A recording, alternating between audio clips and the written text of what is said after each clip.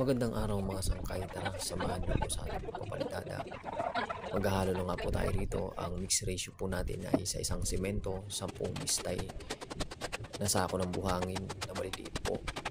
Ayan, so lubasan po tayo rito.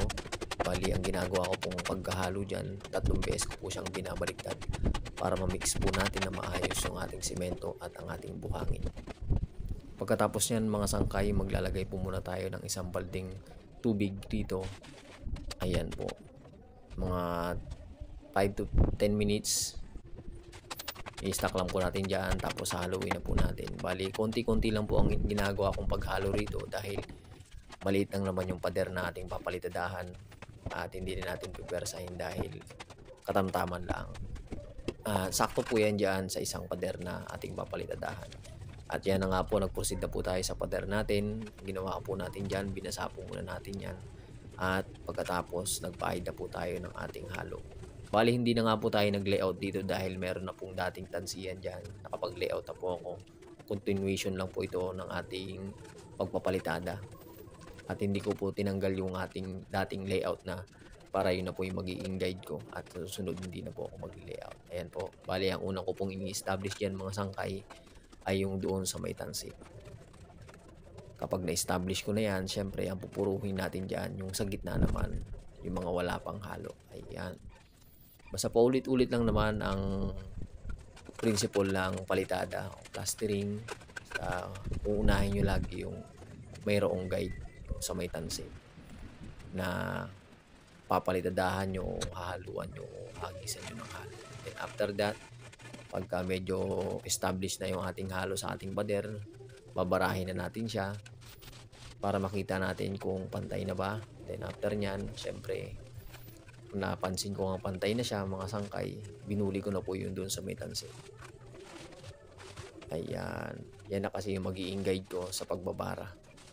Tapos pagkatapos nyan, focus na ako rin sa gitna. Ayan, papahid na ako rito ng papahid. Napakadali lang po, no? At kung ikaw ay biyasa na sa larangan ng pagpapalitada o expert ka ng mason, ang video na ito mga sangkay hindi para sa inyo. Para lamang ito doon sa mga beginners, sa mga aspiring mason, sa mga gustong matuto, sa mga nagdi-DIY sa kanilang bahay. Ang video na ito ay para po sa inyo. At marami pong salamat sa inyong lahat na sumusuporta at sumusubaybay sa ating Facebook page, YouTube channel, Sangkay Emon. Hindi ko man po kayo may isa-isa, pagpalain po kayo ng Panginoon. Sa mga tips mga sangkay, kapag kayo ay nagbabara, babarahin nyo siya ng patayo at babarahin nyo rin siya ng paiga para makikita nyo talaga kung pantay na ba yung pader ninyo, maayos ba yung inyong pagkakapalitada o maayos ba yung pagkakadistribute ng inyong halo sa inyong pader, hindi siya lubog-lubog o hindi siya bako-bako.